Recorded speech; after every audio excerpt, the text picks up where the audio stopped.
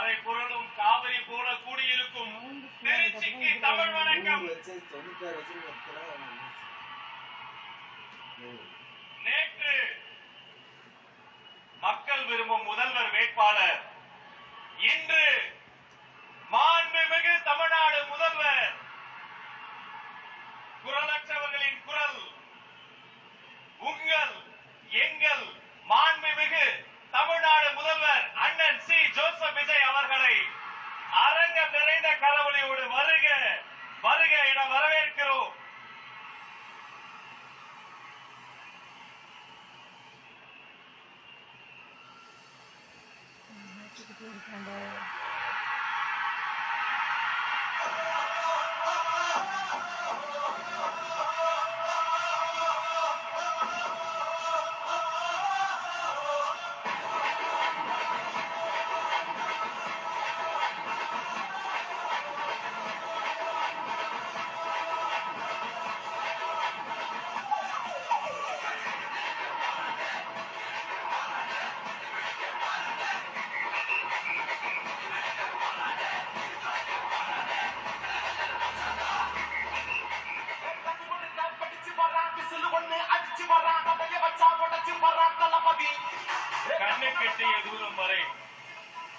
கண்ணுக்கெட்டிய தூரம் வரை ஒரு கடல், இது முதல்வரின் மீது இருக்கும் மக்களின் பாசக்கடல், அன்பு கடல்.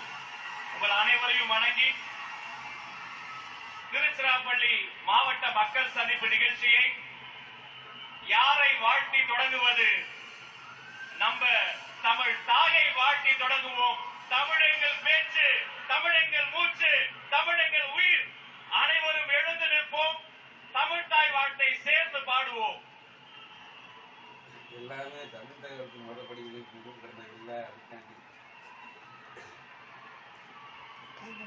நீராறும் கடலுடுத்த நிலமடந்து கெளிலொழுகும்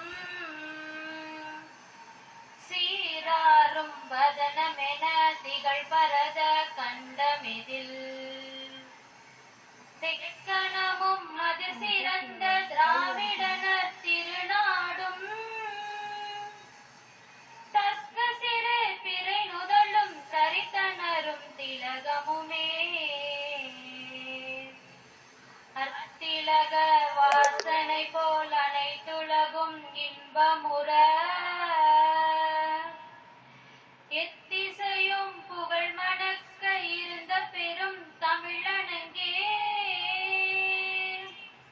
தமிழனங்கே உன் சீரிலமை திறம் வியந்து செயல் மறந்து வாழ்த்ததுமே வாழ்த்ததுமே வாழ்த்ததுமே. தமிழ் பண்பாடு. நமது கழக கண்மணிகளே, உங்களை வரவேற்க போற்றுதலுக்குரிய பாசத்திற்குரிய பொதுச் செயலாளர் இல்லை மாண்புமிகு அமைச்சர் அண்ணன் என் ஆனந்த் அவர்களை வருக வருக என வரவேற்கிறோம். இதற்குரிய மாண்புமிகு முதலமைச்சர் மற்றும் மாண்புமிகு அமைச்சர் பெருமக்கள், மாண்புமிகு சட்டமன்ற உறுப்பினர்கள், மாவட்ட செயலாளர்கள், அணி தலைவர்கள், பகுதி கிளை தளபதி நெஞ்சில் குடியிருக்கும் தோழர்களே, தாய்மார்களே, உங்கள் அனைவருக்கும் என்னுடைய முதற்கண் வணக்கத்தை தெரிவித்துக் கொள்கிறேன். இங்கு நான் ஒரு அமைச்சராக இங்க நிக்கிறேன் அப்படின்னு சொன்னா அது எனக்கோசம் மக்கள் ஓட்டு போடவில்லை. முழுக்க முழுக்க 234 தொகுதியிலும் தலைவர் ஒருவருக்காக மட்டும்தான் வாக்களித்தார்கள். அதற்கு நாங்கள் உண்மையாக இருந்து மக்களுக்கு சேவை செய்வோம் என்பதை இந்த நேரத்தில் தெரிவித்துக் கொள்கிறேன். மாண்புமிகு முதலமைச்சர் சொல்வதெல்லாம் மக்களுக்கு சேவை செய்வது மட்டும்தான் உங்கள் வேலையாக இருக்க வேண்டும். எக்காரணத்தை கொண்டும் தப்பு செய்யக்கூடாதுன்னு சொல்லக்கூடிய ஒரே முதலமைச்சர் நம்மளுடைய தலைவர் தளபதி தான். எப்போதும் சட்டமன்ற உறுப்பினராக இருக்கலாம், அமைச்சராக இருக்கலாம். ஆனால் நான் என்றும் தலைவர் தளபதியோடைய தொண்டனாக கடைசி காலம் வரைக்கும் இருப்பேன் என்று கூறிக்கொண்டு எனக்கு வாய்ப்பு கொடுத்த அனைத்து நல்ல உள்ளங்களுக்கும் நன்றி கூறி விடைபெறுகிறேன். நன்றி, வணக்கம்.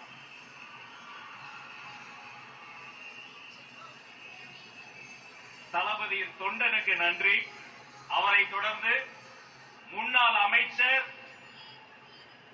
மண்ணின் மைந்தர், மதிப்பிற்குரிய வாரிய தலைவர் அண்ணன் கூப்பா கிருஷ்ணன் அவர்களை சிறப்புரை வழங்க அன்போடு அழைக்கிறோம்.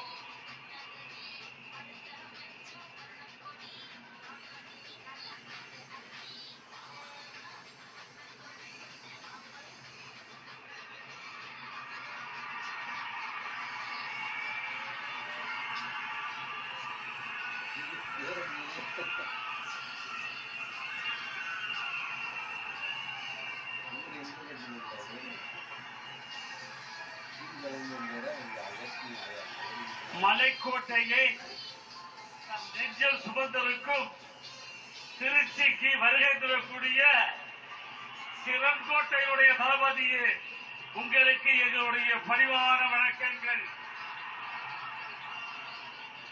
கலை உலகத்திலே நாங்கள் கண்டோம், நடிப்புற்றோம்.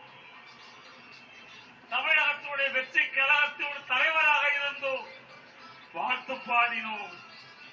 ஆனால் தமிழகத்துடைய முதலமைச்சராக பொறுப்பேற்று, மக்கள் விரும்புகின்ற முதல்வராக பொறுப்பேற்று வந்திருக்கிறீர்கள். இது தமிழ்நாட்டிற்கு மட்டுமல்ல, சரித்திரத்தை சாதிக்கிறீர்கள். 90 ஆண்டு காலம் வாழ்ந்த அரசியல் கட்சிகளிடம் உண்டு, வைர விழா கண்ட அரசியல் கட்சிகளிடம் உண்டு, வெள்ளி விழா கண்ட அரசியல் கட்சிகளிடம் உண்டு. எப்படி ஐயா உங்களுக்கு இப்படி ஒரு துணிவு வந்தது? 2.5 ஆண்டு காலத்திலே ஒரு கட்சியை நடத்தி ஆட்சியை பொறுப்பேற்றிருக்கிறீர்கள் சொன்னால் இது உலக அதிசயத்தின் வரலாறு. வேறு எவருக்கும் கிட்டாத ஒரு வரலாறு. இந்த வரலாற்று நாயகரே, இதற்கெல்லாம் ஒரு வழியை காட்டுகிறோம் என்றெல்லாம் பெருமைப்படுத்தினீர்கள். இப்பொழுது நாங்க கால நிற்கவே முடியல. ஏன்னா 90 வயதை தாண்டிய கட்சிக்காரர் வருகிறார்கள், 75 வருடங்களை கொண்ட கட்சிக்காரர் வருகிறார்கள், 50 ஆண்டு கால வெள்ளி விழா கட்சியை கண்டவர்கள் வருகிறார்கள், இன்று பிறந்தவர்கள் வருகிறார்கள். இவ்வளவு எதிரிகளை எல்லாம் நீங்கள் குணப்படுத்தக்கூடிய அந்த கவர்ச்சி நேரத்திலே எப்படி வந்தது? அந்த ஈர்ப்பு எப்படி வந்தது? ஓட்டு போட வருகிறார்கள். 60,000 வயதுகளுக்கு அப்பாலே வெள்ளையன் காலத்திலே வாழ்ந்தவர்கள் இன்றைக்கு உங்களுக்கு ஓட்டு போட்டு திருச்சிக்கு தமிழ்நாட்டுக்கு வந்தார்கள். அரபு நாட்டிலே இருந்தவர்கள் வந்தார்கள், ஈழ நாட்டிலே இருந்தவர் வந்து ஓட்டு போட்டார்கள். இப்படிப்பட்ட இந்த கவர்ச்சியை கண்டு நானெல்லாம் உங்க நேரத்திலே வந்த பொழுது என்னை என்ன சொன்னாங்க தெரியுமா? பிழைக்க தெரியாதவர், அரசியல் கட்சியை தேர்வு செய்ய முடியாதவன் என்று சொன்னார்கள். ஆனால் இன்றைக்கு நான் பார்க்கிறேன், உங்கள் தொழிலுக்கு சிதறிலே நாடு வந்ததால் இன்றைக்கு வாழ்வத்தில் இருக்கிறேன். பதவித்துக் கொண்டிருக்கிறார்கள், எண்ணிக்கொண்டிருக்கிறார்கள். எப்படி ஐயா இந்த கட்சி வந்தது? ஆட்சிக்கு எதிரார்கள். இதை ஆராய்ச்சி செய்வதற்கு உலக நாடுகளே ஒன்று கூடி பல்வேறு பல்கலைக்கழகத்திலே ஆட்சியில் ஆய்வு செய்வதற்கு இருக்கிறார்கள். அப்படிப்பட்ட திறம் வாய்ந்த தலைவர் அவர்களே, வாழுங்கள் 12 காலம், வளங்கள் வளருங்கள் புகழோடு. தமிழ் கூறும் நல்லுலகத்திற்காக நீங்கள் எடுக்கக்கூடிய வாளுக்கு நாங்கள் துணை கொடுப்போம். முதன்முறையாக வந்தீர்கள், உங்களுக்கு வாழ் கொடுத்தோம். இன்றைக்கு ஆட்சி பொறுப்பேற்று வந்திருக்கிறீர்கள். உங்களுக்கு செங்கோல் தருகிறோம். இந்த செங்கோல் வளையாமல் எங்கள் திருச்சிரபுரத்தின் மதிக்கு மகிமை இருக்கின்ற வகையில் வந்திருக்கிறீர்கள். வருக வருக வருக.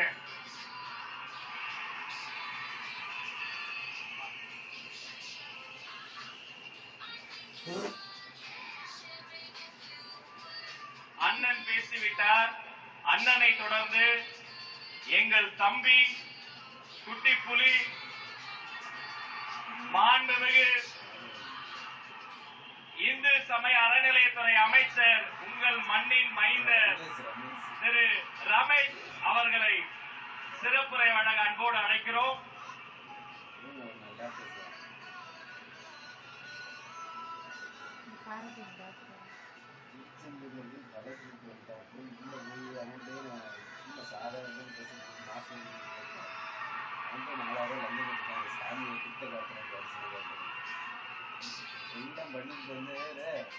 அன்னை தமிழருக்கு முதல் வணக்கம். என் ஆறுயிரான தலைவர் தளபதி அவர்களுக்கு உயிர் வணக்கம். பேரன்பிற்குரிய பொதுச் செயலாளர் அண்ணன் என் ஆனந்த் அவர்களுக்கு நன்றி கலந்த வணக்கத்தோடு இந்த ஒரு நிமிடத்திற்காக என் வாழ்க்கையில பல வருடங்கள் காத்திருந்தேன். இப்படி அண்ணனை கூப்பிடணும். எப்படி கூப்பிடணும்? மாண்புமிகு தமிழ்நாடு முதலமைச்சர் அண்ணன் தளபதி அவர்களே அப்படின்னு கூப்பிடுற அந்த ஒரு நொடிக்காக பல வருடங்கள் நாம் எல்லாம் தவம் இருந்தோம். அந்த தவம் இன்றைக்கு நிறைவேறி இருக்கிறது. முறை செய்து காப்பாற்றும் மன்னவன் மக்களுக்கு இறையென்று வைக்கப்படும் ஒரு திருக்குறள் இருக்கு. நீதி நெறி தவறாமல் ஆட்சி நடத்தும் ஆட்சியாளரை மக்கள் தலைவராக இறைவனாக கொண்டாடுவார்கள் அப்படிங்கிற திருக்குறள் நம்முடைய மாண்புமிகு முதலமைச்சர் அவர்களுக்கு பொருந்தும். இன்றைக்கு இந்த திருச்சியில் அண்ணன் அவர்கள் நன்றி சொல்வதற்காக வந்திருக்கிறாங்க. இதே திருச்சியை தங்களுடைய கோட்டை கோட்டை என்று சொன்னவர்களுக்கெல்லாம் அதை வெறும் மனக்கோட்டை தான் காட்டி அதையும் உடைச்சி இந்த மலைக்கோட்டை மாநகரை தளபதியின் கோட்டையாக இன்றைக்கு நாம் மாற்றி இருக்கிறோம். சாதாரண நபர்கள் எல்லாம் வேட்பாளராக நிக்க வச்சிருக்கிறாரு. சாதாரண குடும்பத்தவர்களை வேட்பாளராக நிக்க வச்சிருக்கிறாரு. இவங்கெல்லாம் நம்ம எதிர்த்து ஜெயிச்சிட முடியுமா அப்படின்னு பகல் கனவு கண்டுகிட்டு இருந்தாங்க. ஏன் சாதாரண குடும்பத்திலிருந்து வந்த என்ன ஸ்ரீரங்கம் சட்டமன்ற தொகுதியின் வேட்பாளராக அறிவிச்சாரு. அறிவிச்ச உடனேயே இந்த திருச்சியின் முதலாளி என்று சொல்லக்கூடிய பல பேர் என்ன சொன்னாங்கன்னா, ஸ்ரீரங்கத்தில் வெற்றி பெறுபவர்கள் தான் ஆட்சியை அமைக்க முடியும், அது சென்டிமெண்ட் அப்படின்னு ஏளனமாக பார்த்தாங்க. ஆனா இந்த சாமானியனை ஸ்ரீரங்கத்தில் வெற்றி பெற வைத்து ஆட்சியில் முதலமைச்சராக அமர்ந்திருக்கக்கூடிய ஒரு மாபெரும் தலைவர் நம்முடைய தலைவர் அவர்கள் மட்டும்தான். உங்களை போல இங்க இடத்துல இருக்கக்கூடிய பல பேரை இந்த இடத்துக்கு கொண்டு வருவதற்கான வரலாற்றிலேயே ஒரு தலைவர் இருக்கிறார் என்றால் அது நம்முடைய தலைவர் அவர்கள் மட்டும்தான். வேற எந்த தலைவராலும் அது முடியாது. பல்வேறு மேடைகள்ல அண்ணன் முன்னாடியும் சொல்லியிருக்கிறேன், பிரச்சாரங்கள் போது பல்வேறு மேடைகளையும் பேசியிருக்கிறேன். அந்த ஒன்றை மட்டும் நினைவுபடுத்திடுறேன். பல இடங்கள்ல சொன்ன சின்ன பசங்கன்னு ஏளனமா பார்க்காதீங்க. இந்த சின்ன பசங்க என்ன செய்வாங்கன்னு காட்டுவோன்னு பல மேடைகள்ல நான் பேசியிருக்கிறேன், அண்ணன் முன்னாடியும் பேசியிருக்கிறேன். இப்ப அதே மாதிரி பார்க்கிறவங்களுக்கு இன்னொன்னு சொல்லிட்டு ஒரு உறுதிமொழியை சொல்லிட்டு நான் கிளம்பிடுறேன். எழுதி வச்சுக்கோங்க, இந்த சின்ன பசங்க வருங்காலத்துல எதிர்கட்சியே இல்லாத சட்டமன்றத்தில் எங்கள் அண்ணனை முதலமைச்சராக அமர வைப்போம். இது வருங்காலத்தின் வரலாறாக மாறும். மாண்புமிகு முதலமைச்சர் அவர்களுக்கு என்னுடைய நெஞ்சார்ந்த நன்றியை தெரிவித்துக்கிறேன்.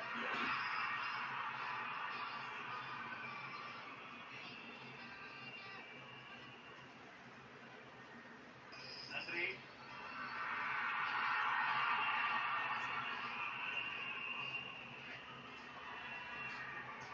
குட்டி புலியே கர்ஜித்தா தாய் புலி எப்படி கர்ஜிக்கணும் உங்களுக்கு சொல்ல வேணுமா? ஒரு நொடி யோசித்து பார்க்கிறேன். இதே திருச்சியில 1008 கெடுபிடிகளுக்கு நடுவே உங்களை பார்ப்பதற்காக ஓடோடி வந்து நின்னு அன்று உங்க அண்ணனா உங்க தம்பியா நம்ம தளபதியா மக்கள் விரும்பும் வேட்பாளரா வந்த மனிதர் எடுத்த சபதம் முடித்து, இது பதவி கிடையாது, பொறுப்புக்கு வந்த ஒவ்வொரு நாளும் தாய்மார்களுக்கும் தமிழுக்கும் முதலிடம் கொடுத்து இதோ உங்கள் முன்னால் உரையாற்ற வருகிறார் மாண்புமிகு தமிழ்நாடு முதலமைச்சர் அண்ணன் தளபதி சி ஜோசப் விஜய் அவர்கள்.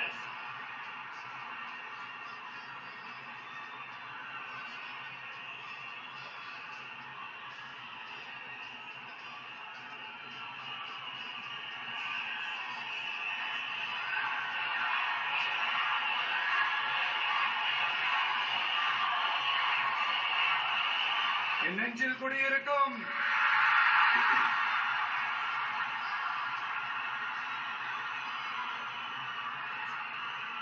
தமிழக மக்கள் உங்கள் அனைவருக்கும் என்னுடைய வணக்கமும் என்னுடைய நன்றிகளும். குறிப்பா திருச்சி கிழக்கு தொகுதி மக்கள் உங்கள் அனைவருக்கும் என்னுடைய வணக்கமும் ஸ்பெஷல் நன்றிகளும். இதை நான் ஏன் இப்படி சொல்றேன்னா, என்ன இப்போ பெரம்பூர் தொகுதி எம்எல்ஏன்னு தான் சொல்லுவாங்க. பட் ஆனா அது எலெக்ஷன் கமிஷனோட அந்த சட்ட விதிகளுக்கு மட்டும்தான் அப்படி. ஆனா என்ன பொறுத்த வரைக்கும், தமிழ்நாட்டை பொறுத்த வரைக்கும், தமிழ்நாட்டுக்கு எப்படி திருச்சி ஒரு இதயம் மாதிரியோ, அந்த மாதிரி என்னோட இதயத்துக்கு திருச்சி கிழக்கு தொகுதி மக்களும் ரொம்ப ரொம்ப ரொம்ப க்ளோஸ் தான். அதுல எந்த மாற்றமும் கிடையாது. சரிங்களா?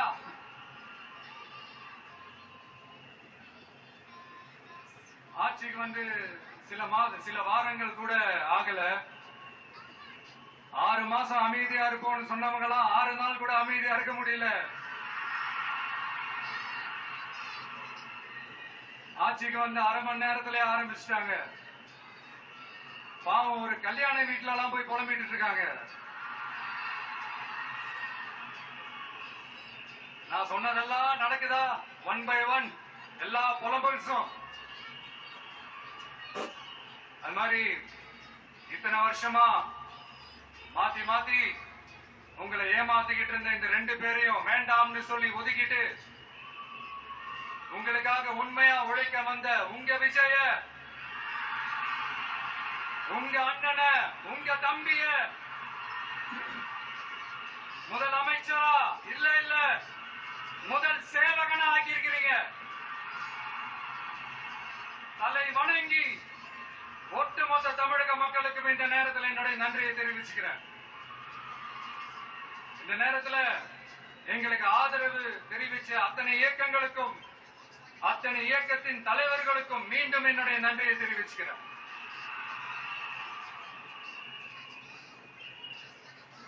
புரட்சி தலைவர் எம்ஜிஆர் அவர்களுடைய முதல் தேர்தலில் கூட இந்த அளவுக்கு ஒரு ஓட் பர்சன்டேஜ் வாங்கல அப்படின்ட்டு நிறைய பேர் சொன்னாங்க. ஆனா நீங்க டிவிக்கு அவ்வளவு நீங்க ஆதரிச்சிருக்கிறீங்க. நான் எம்ஜிஆர் அவர்களோட எல்லாம் நான் கம்பேர் பண்ணல. எம்ஜிஆர் தான்.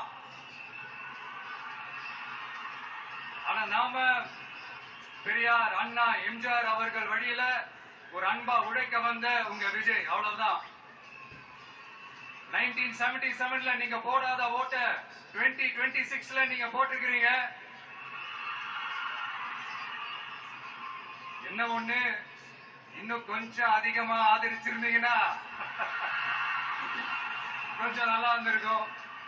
பட் பரவாயில்ல, ஃபியூச்சர்ல வரப்போற எல்லா தேர்தலையும் உங்களுடைய முழு சப்போர்ட் என்னால வாங்க முடியும்ன்ற அந்த ஒரு நம்பிக்கை இப்போ என் மனசுல ரொம்ப ஆழமா பதிஞ்சிருக்கு. ஏன்னா நீங்க அமைச்சு கொடுத்திருக்கிற இந்த ஆட்சியில எல்லா நன்மைகளையும் நீங்க கண்கூடா பார்க்க தான் போறீங்க அப்படின்ற அந்த கான்பிடன்ஸும் என் மனசுல ரொம்ப ஆழமா பதிஞ்சிருக்கு. யார் எந்த நிலைமைக்கு எந்த பொசிஷன்ல போனாலும் இந்த கிண்டலும் கேலியுமா பேசுறது இருக்கதானே செய்யும். நம்மளை பத்தி, நம்ம அரசியலை பத்தி, நம்ம பேச்ச பத்தி இந்த கிண்டலும் கிளியமா பேசிட்டு தானே இருப்பாங்க. அவங்க எல்லாருக்குமே என் சைட்ல இருந்து ஒரே ஒரு ரிக்வெஸ்ட், தயவு செஞ்சு நிப்பாட்டிடாதீங்க. தயவு செஞ்சு கண்டினியூ பண்ணுங்க. நீங்க என்னோட எனர்ஜி ஃபோர்ஸ். நீங்க பேசிக்கிட்டே இருங்க, பேசிக்கிட்டே இருங்க, பேசிக்கிட்டே இருங்க. நான் மக்களுக்கு தேவையான நல்லத செஞ்சுக்கிட்டே இருங்க, செஞ்சுக்கிட்டே இருங்க, செஞ்சுக்கிட்டே இருப்பேன். அடுத்து இப்ப நம்ம புதுசா அந்த சூட் எல்லாம் போட்டு வரோம்ல, அத பத்தி கூட நிறைய பேரு, ஏன் நாமெல்லாம் கோட் சூட் எல்லாம் போடக்கூடாதா? அதிகாரம் செய்யறவங்களும் ஆதிக்க சக்திகளும் மட்டும்தான் கோட் சூட் எல்லாம் போடணுமா? அப்படிலாம் எதுவுமே கிடையாது. நான் என்ன கலர் கலராவா போட்டு வரேன்? ரெண்டே கலர், நம்ம எல்லாரும் மனசு மாதிரியே பிளாக் அண்ட் ஒயிட். எல்லாத்திலும் பிளாக் அண்ட் ஒயிட்டா இந்த விஜய் இருப்பான் அப்படின்னு காட்டுறதுக்கு தான் அந்த கலர். அடுத்து அந்த பிளாக் கூட யாரை குறிக்கும் எதை குறிக்கும்ன்றது நான் சொல்லிதான் தெரியணும்னு அவசியம் இல்லை, அது உங்களுக்கே நல்லா தெரியும். எல்லாத்துக்கும் இப்படி வழக்கம் சொல்லிக்கிட்டு நச நசன் பேசுற டைப்பும் நம்ம கிடையாது. உங்களுக்கே தெரியும், அதிகபட்சமா எல்லா மீட்டிங்லும் 20 நிமிஷம்குள்ளதான் நான் பேசியிருக்கிறேன். அதனால இப்ப மக்கள் என்கிட்ட என்ன சொல்றாங்க அப்படின்னா, இந்தப்பா விஜய், நீ எங்களுக்காக உழைக்கிறதுக்காக வந்திருக்கிற, அந்த வேலையை மட்டும் பாரு, உன்னை பத்தி பேசுறவங்கள நாங்க பாத்துக்கிறோம் அப்படின்னு சொல்லிட்டாங்க. சரி, ஆனது ஆச்சு.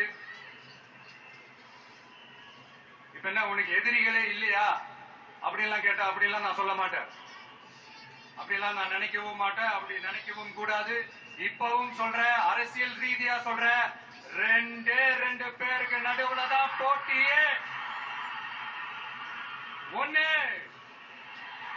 இன்னொன்னு, எஸ், ஒண்ணு டிவிகே, இன்னொன்னு டிஎம்கே. இதுக்கு நடுவுல வேற யாருக்கும் எந்த வேலையும் கிடையாது. ஏதாவது இருக்குன்னு சொல்றீங்க? எலெக்ஷனுக்கு முன்னாடியும் அவங்களுக்கு ஒரு வேலையும் இல்ல, இப்ப எலெக்ஷனுக்கு அப்புறம் சுத்தம். ஆனா இந்த திமுகவும் மற்றும் பலரும் ஒன்னா சேர்ந்துகிட்டு இந்த விஜயோட ஆட்சி வந்துடக்கூடாதுன்னு சொல்லி ஒரு கூத்து ஒண்ணு பண்ணாங்களே, அந்த கடைசி 5 நாள், அடாடாடாடா, நமக்கெல்லாம் ஓஹோ இப்படியெல்லாம் கூட நடக்குமோ, என்ன கூத்துங்கிறீங்க. ஆனா ஃபியூச்சர் என்னவா இருக்கும்ன்றத மட்டும் இப்ப நான் சொல்றேன். உங்களுக்காக உண்மையா உழைக்க வந்த இந்த விஜயா, இல்ல இந்த விஜயோட ஆட்சி அமைஞ்சிட கூடாதுன்னு தடுக்க நினைச்ச ஸ்டாலின் சாரா, அவ்வளவுதான். இதுக்கு நடுவுல வேற யாரோ எந்த அல்லு சில்லும் உள்ள வந்து நம்மளை தடுக்கிறதோ எதிர்க்கிறதோ ஏதாவது பண்ணாங்கன்னா நிர்வாகம் அதுக்கு பொறுப்பில்ல ராஜா, நிர்வாகம் அதுக்கு பொறுப்பில்லை. ரிசல்ட் என்னவா வரும்ன்றது அது உங்களுக்கே நல்லா தெரியும். நம்மளை ஏளனமா பேசுறதா நினைச்சு அவங்களுக்கு ஆப்பு வச்சுக்கிறாங்க. திமுக நம்மளை தடுக்க, திமுக நம்மளை எதிர்க்க, திமுக நம்மளை அவமானப்படுத்த அத்தனையும் நமக்கு நன்மையே.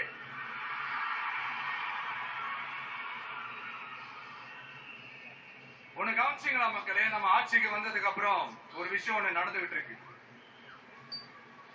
இது இந்த ஜென்சி தலைமுறையை அட்ராக்ட் பண்றதுக்காக இங்கிலீஷ் தமிழ் கலந்த அறிக்கை, அது சொல்ல வந்து நினைச்சீங்களா? அந்த காமெடி எல்லாம் கிடையாது. அடுத்து இந்த ரியாலிட்டியை மறந்துட்டு இந்த ரீல்ஸ் போடுறது, அது சொல்ல வந்தீங்களா? அந்த காமெடியும் கிடையாது. இது சீரியஸா ஒரு விஷயம் நடந்துகிட்டு இருக்கு. முன்னெல்லாம் சட்டசபையில யார் பேசினா நமக்கு என்ன, யார் அடிச்சுக்கிட்டா நமக்கு என்னன்னு இருந்த கூட்டம்லாம் இப்ப சட்டசபையில என்ன நடக்குது, என்ன பேசிக்கிறாங்கன்றது ரொம்ப உன்னிப்பா கவனிக்கிறாங்க. கவனிச்சீங்களா? திமுக ஸ்டைலே சொல்லணும்னா ரீல்ஸ் போட்ட கூட்டம்லாம் இப்ப நியூஸ் பார்த்துக்கிட்டு இருக்கிறாங்க. அதுல நமக்கு சந்தோஷம் தான், பெருமை தான். நம்மளுடைய யங்ஸ்டர்ஸ், நம்ம பெண்கள் எல்லாம் அந்த அரசியல் என்னன்னு தெரிஞ்சுக்கணும், அந்த அரசியல் என்னன்னு புரிஞ்சுக்கணும்னு அப்படி ஒரு விழிப்புணர்வு ஏற்பட்டிருக்கு. அதுல எங்களுக்கு சந்தோஷம் தான். இதெல்லாம் யாரால நடந்திருக்கின்றது நான் சொல்லிதான் உங்களுக்கு தெரியணும்னு அவசியம் இல்ல, அது உங்களுக்கே நல்லா தெரியும். இப்படிப்பட்ட நம்ம தெய்வங்களை, இப்படிப்பட்ட நம்ம மக்களை தற்குறின்றது இன்னமும் சொல்லிக்கிட்டு இருக்கிறாங்க. நான் காஞ்சிபுரத்துல சொன்னதை தான் இங்க நான் திரும்பவும் ரிப்பீட் பண்றேன். நீங்க தற்குறின்னு சொன்னீங்களே, அவங்கதான் உங்களோட அரசியல் வாழ்க்கையே ஒரு கேள்விக்குறி ஆக்கி இருக்கிறாங்க. கேள்விக்குறி ஆக்கிட்டாங்க, இன்னமும் ஆக்க போறாங்க. அன்னைக்கு நான் சொன்னப்போ சிரிச்சவங்க எல்லாம் இன்னைக்கு என்ன பண்ண போறாங்களோ. உண்மையை சொன்னாதான் அந்த கூட்டத்துக்கு கசக்குமே. உண்மையில நீங்க மக்கள் மனசை புரிஞ்சு வச்சிருந்தீங்கன்னா நீங்க இப்படி மக்களை தப்பாவே பேசியிருக்க மாட்டீங்க. அது என்ன அப்புறம் அரசியல் புரிதல் இல்லாம மக்கள் நமக்கு ஓட்டு போட்டுட்டாங்களாம்.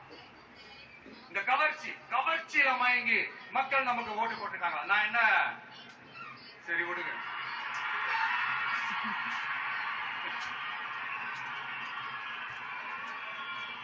மக்கள் அவங்களுக்கு ஓட்டு போட்டா அந்த மக்கள் நல்லவங்களா, அதே மக்கள் நமக்கு ஓட்டு போட்டா அந்த மக்கள் கெட்டவங்களா? தற்குறியா? இதே மக்கள் தான் இத்தனை வருஷமா உங்களுக்கு ஓட்டு போட்டுட்டு இருந்தாங்க. உங்களுக்கு மட்டும் என்ன வேற ஏதாவது பிளானட்ல இருந்து குதிச்சு ஓட்டு போட்டு போனாங்களா?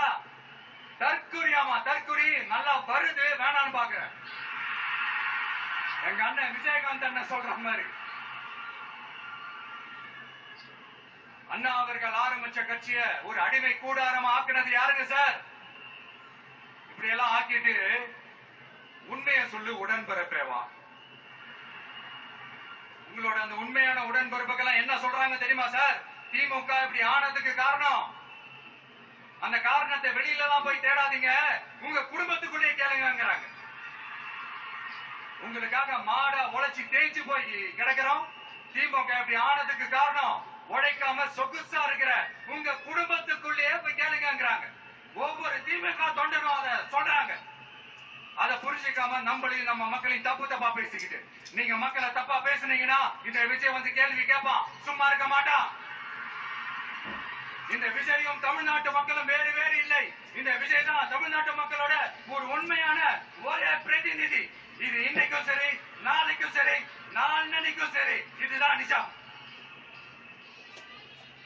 மறுபடியும் சொல்றேன், நீங்க நம்ம ஆட்சிக்கெல்லாம் வரதுக்கு முன்னாடி என்ன சதிகள், என்ன சூழ்ச்சிகள், என்னென்னலாம் பண்ணி எப்படி எப்படியெல்லாம் தடுத்துடலான்னு. ஆனா இப்ப ஆட்சிக்கு வந்த இந்த சாமானிய மக்கள் ஆட்சிய நீங்க இந்த எதிர்கட்சியா இருக்கும் போது ஒண்ணு யூஸ் பண்ணுவீங்கல்ல, இந்த அரட பழைய டெக்னிக், அதெல்லாம் யூஸ் பண்ணி நம்மளையும் மக்களையும் பிரிச்சலாம்னு நினைச்சீங்கன்னா அது ஒரு காலம் நடக்காது. மக்கள்லாம் ரொம்ப தெளிவாயிட்டாங்க சார், ரொம்ப தெளிவாயிட்டாங்க. அதனால ஒரு ஆக்கப்பூர்வமான ஒரு எதிர்கட்சியை செயல்பட்டு மக்கள் மனசை வெல்ல பாருங்க. கடைசி லாஸ்ட் 1 மந்தா நடந்த ஒரு சில விஷயங்கள் உங்ககிட்ட நான் ஷேர் பண்ணணும்னு ஆசைப்படுறேன். இந்த 200 யூனிட்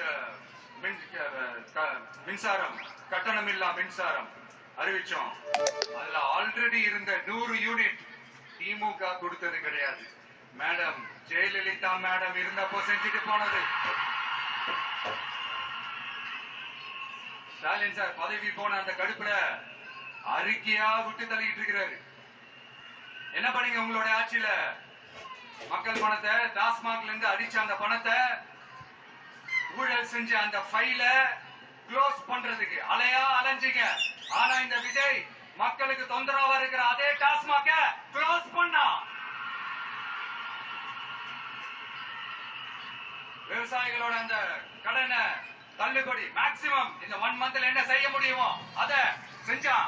நீங்க தான் அந்த நிதி சம்பந்தமா இருக்கீங்க. ஒரு ஊரு விடாம, ஒரு தெரு விடாம போதைப் பொருள் கலாச்சாரம் அப்படியே ஸ்ப்ரெட் ஆகி கொட்டி கிடக்குது. அது அப்பவே இனிஷியல் ஸ்டேஜ் அதை நீங்க கண்ட்ரோல் பண்ணிட்டீங்கன்னா இத்தனை பெண் குழந்தைகளை, இத்தனை பெண்களை இழக்க வேண்டிய ஒரு சூழ்நிலை ஏற்பட்டிருக்குமா? எல்லாத்தையும் பண்ணிட்டு பழி தூக்கி ஏன் மேல போடுறாங்க? நீங்க என்ன பழி நம்ம மேல போட்டாலும் மக்கள் நிம்மதியா வாழக்கூடிய அந்த செயலை கண்டிப்பா இந்த விஜய் செஞ்சுதான் காட்டுவான். அதுக்காக தான் எஃபிஷியன்டான போலீஸ் ஆபீசர்ஸ் நான் அப்பாயிண்ட் பண்ணியிருக்கிறேன். எஃபிஷியன்டான அந்த போலீஸ் ஆபீசர்ஸ் டீம் நான் அப்பாயிண்ட் பண்ணியிருக்கிறேன்.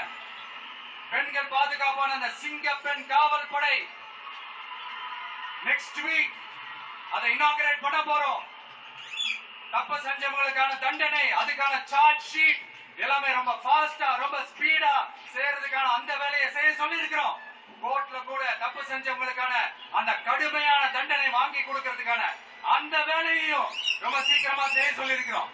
அதனால நீங்க என்ன பழி நம்ம மேல போட்டாலும் உண்மையா உறுதியா மக்களுக்கு தேவையான எல்லா விஷயங்களையும் இந்த விஜய் செஞ்சுதான் காட்டுவான். இப்படி எல்லாம் நம்ம சொல்றதுனால இவங்க என்ன சொல்லுவாங்க தெரியுமா? அவங்கதான் ஆட்சியிலே இல்லையே, அப்புறம் ஏங்க அவங்கள குறை சொல்றீங்க அப்படின்னு கேட்பாங்க. பேர்ல வெந்நிய ஊத்திட்டு போனவங்கள வெளிச்சம் போட்டு காட்டாம பின்ன வேற என்ன சொல்லுவாங்க? இதெல்லாம் மக்கள் கிட்ட நம்ம தெளிவா எடுத்து சொல்லணும் இல்லையா? அதுக்காக நான் இதெல்லாம் சொல்லிட்டு இருக்கிறேன். நம்ம மக்களுக்காக இவ்வளவு வேலை பார்க்கிறோம், ஆனா இவங்க அதையெல்லாம் விட்டுட்டு குதிரை பேரம் பண்றாரு, அது பண்றாரு, இது பண்றாருன்னு சொல்லிட்டு தப்பு தப்பா கதையெல்லாம் அடிச்சு விட்டு இந்த தீய சக்தியும் தீந்து போன சக்தியும் அதாங்க திமுகவும் மற்றும் பலரும் ஒன்னா சேர்ந்துகிட்டு திருட்டுத்தனமா யாருக்கும் தெரியாம ஒரு ஓரமா மூலையில உட்கார்ந்துட்டு பேரம் பேசி கூட்டு சேர்ந்து ஆட்சி அமைச்சு கொள்ளையடிக்க திட்டம் போட்டாங்க. அது ஏன் தெரியுமா? உங்களோட இந்த டிவிக்கு ஆட்சி அமைஞ்சா அவங்க பொழப்பே போயிடும். அந்த கொள்ளையடிக்கிறது, லஞ்சம், ஊழல் எல்லாமே கதம் கதம். அதான் இந்த காரணம். அடுத்து ஸ்டாலின் சார், திமுக இப்போ தீய சக்தி மட்டும் இல்ல, மக்களை விட்டு ரொம்ப தூரமா போன தூர சக்தி, ஓர சக்தி, கோர சக்தி, பார சக்தி. நீங்க எப்போ இந்த தீந்து போன சக்தியோட நீங்க கூட்டு சேர்ந்துகிட்டு ஆட்சி அமைக்கணும்னு நினைச்சீங்களோ அப்பவே இந்த திமுக தூர்த்து போன சக்தியாகவும் ஆயிடுச்சு. நீங்களா நம்மள பத்தி அவதூறு பேசலாமா சார்? இது நியாயமா? மக்களை இவ்வளவு பெரிய மக்கள் சக்தி நம்மளோடு இருக்கும் போது நமக்கு எதுக்கு வேற அரசியல்? எலெக்ஷன்ல 50-60 வருஷமா இருந்த சாதிய உடைச்சிருக்கிறோம், மதத்தை உடைச்சிருக்கிறோம், காசு கொடுத்து ஓட்டு வாங்கறத உடைச்சிருக்கிறோம். நாம எது செஞ்சாலும் கான்ஸ்டிடியூஷன்ல தான் செய்வோம். நாம சிங்கிள் மெஜாரிட்டி வாங்கி இருந்தாலும் நம்மள நம்பி முறையா கூட்டணியில கட்சியில ஆதரிக்க வர்றவங்களை அரவணைச்சுதான் இருப்போம். நான் இப்பவும் மீண்டும் டிக்ளேர் பண்றேன், டிவிகே ஆட்சி எந்த பாகுபாடும் இல்லாம எல்லாருக்குமான ஒரு ஆட்சியா தான் இருக்கும். அதுல எந்த மாற்றமும் கிடையாது. ஸ்டாலின் சார் மாதிரி ஊசலாட்டம் இருக்கவே இருக்காது. மதச்சார்பற்ற கொள்கையில சமரசமே இல்லை. மாநில உரிமைகள்ல விட்டு கொடுக்கவே மாட்டோம். நதி நீர் உரிமைகளை விட்டு கொடுக்கவே மாட்டோம்.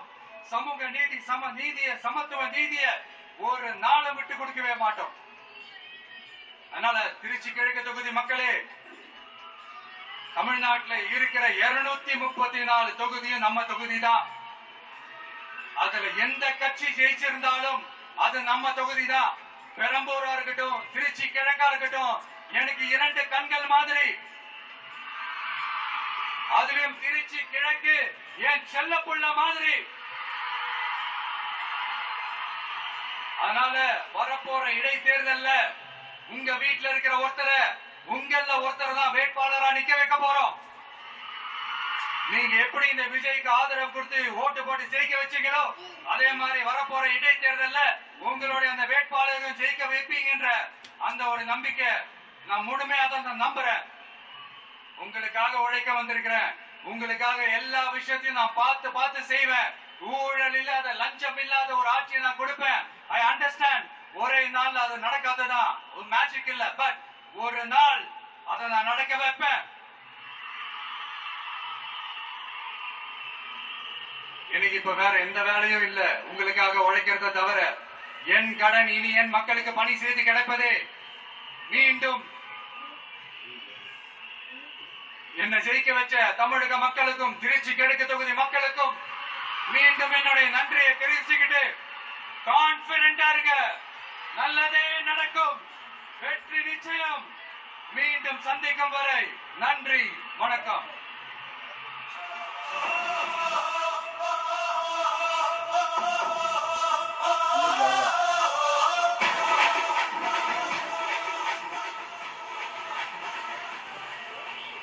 பணநாயகத்தை உடைத்த எங்கள் ஜனநாயகம் தமிழ்நாடு புது வரலாற்றை உருவாக்கி மாண்புமிகு முதலமைச்சர் அவர்களுக்கு பரிசு வழங்கி சிறப்பு செய்வதற்காக மூத்த அரசியல் தலைவர் மதிப்பிற்குரிய திரு வெல்லமண்டி நடராஜன் அவர்களை அரங்கம் நிறைந்த கரவொலியோடு அன்போடு அழைக்கிறோம்.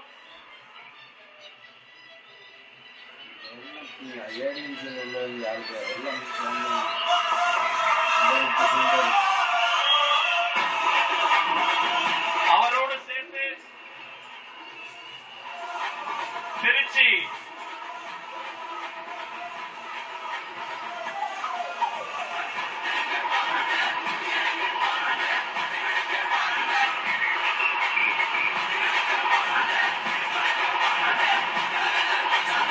வெற்றி தலைவர் அவர்களுக்கு செங்கோலை பரிசாக வழங்குகிறார் அண்ணன் அவர்கள்.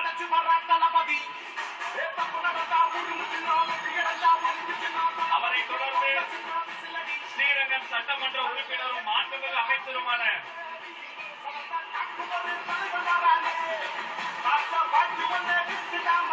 அன்பு சகோதரர் திரு ரமேஷ் அவர்கள்,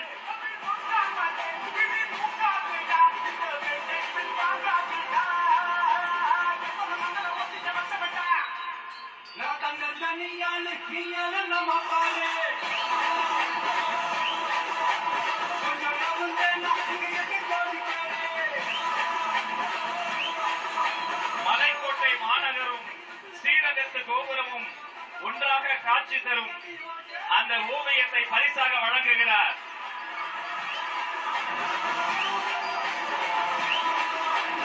இன்று திருச்சியை படத்தில் தருகிறார். அன்று திருச்சியை தேர்தல் களத்தில் தந்துவிட்டார். அவரை தொடர்ந்து அன்புக்குரிய மாநில தலைவர் பூபா கிருஷ்ணன் அவர்களின் சார்பில் வெள்ளி செங்கோலை பரிசாக வெற்றி தலைவரின் கரங்களில் தருகிறோம்.